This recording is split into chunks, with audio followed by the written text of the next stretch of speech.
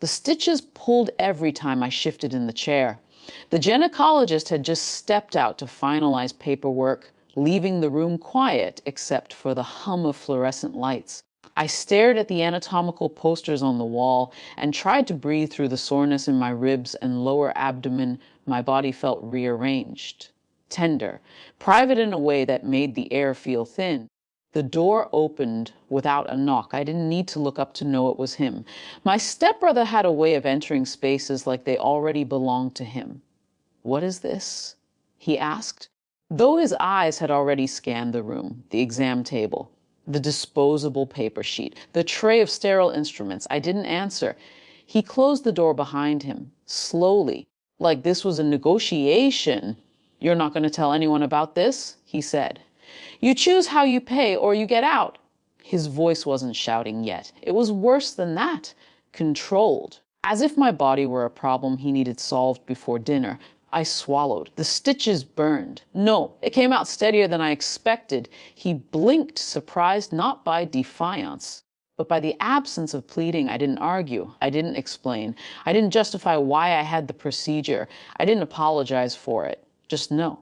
The slap wasn't cinematic. It was fast and blunt. My head snapped sideways and I felt the chair tilt. The impact knocked the breath from me before the pain registered. When I hit the floor, the paper on the exam table crinkled loudly, absurdly loud in the small room. Pain bloomed along my ribs. "You think you're too good for it," he sneered. "For what? For control? For silence? For ownership?" I didn't answer. The door opened again, this time with urgency. A nurse stood frozen for half a second, taking in the scene, me on the floor, him standing over me, his hands still flexed from impact. "What's going on?" she asked. But her tone wasn't confused. It was assessing family matter, he said quickly. She didn't look at him. She looked at me. "Mom, are you hurt?" That word, mom, grounded me. Adult, autonomous. Not someone's little sister, not someone's obligation. My ribs, I managed more footsteps, another nurse, then security. The room filled with people who were not emotionally invested in the story he was trying to tell. They weren't interested in loyalty or shame or family politics. They were interested in policy. Hospital policy. He tried to laugh it off. "She's overreacting." Security asked him to step outside. He refused. His voice rose. The more he argued, the more the balance shifted. His certainty began to fray under fluorescent lighting. Someone called the police. I stayed on the floor longer than I needed to.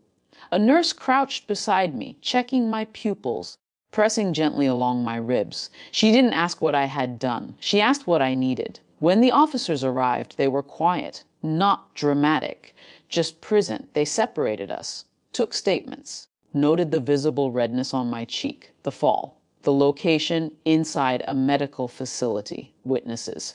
"Do you want to press charges?" one of them asked. My throat tightened. Pressing charges meant escalation. It meant family backlash. It meant my mother's silence turning into disappointment. It meant group texts and accusations about tearing the family apart. Not pressing charges meant this was normal. I thought about the way he had said, "Choose how you pay," as if my body were currency. "I want to file a report," I said. My voice trembled, but it did not break.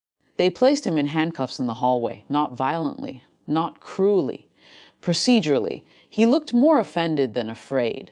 As they walked him past the nurses' station, the waiting room went quiet. The humiliation he had intended for me followed him instead, not exaggerated, just visible. After they left, the office felt smaller. The doctor returned, composed but firm. "Well, document everything," she said, "and we can connect you with a social worker." Document everything, the phrase felt like a boundary. At home, the messages started. He was stressed. "You know how he is. Why involve the police?" I didn't argue and defend the procedure. I didn't explain my choices. "Hey, hit me," I replied each time. No elaboration, just fact. In the days that followed, I met with the hospital's social worker. I learned words I had never allowed myself to use: assault, protective order, bodily autonomy. Words that sounded heavy, but felt clarifying. The rib pain faded slowly. The bruise on my cheek turned yellow, then disappeared. The internal shift took longer. I realized something uncomfortable. I had always negotiated around men's discomfort, adjusted my tone, softened my decisions, explained my body as if it required approval. This time I had not negotiated. I had said no. A week later, I returned for a follow-up appointment. The same hallway, the same fluorescent lights. But I walked in alone. I filled out the paperwork myself. Emergency contact blank for a moment. Then I wrote the name of a friend. In the exam room, I sat upright, not because I wasn't sore, I still was, but because the room no longer felt like a courtroom. The nurse asked, "Do you feel safe at home?" I paused, I said, and for the first time it was true, not because he was gone forever, not because everything was fixed, but because there was a record now, a line drawn in ink, witnesses, consequence. Control didn't feel loud, it felt documented, it felt calm, it felt like mine.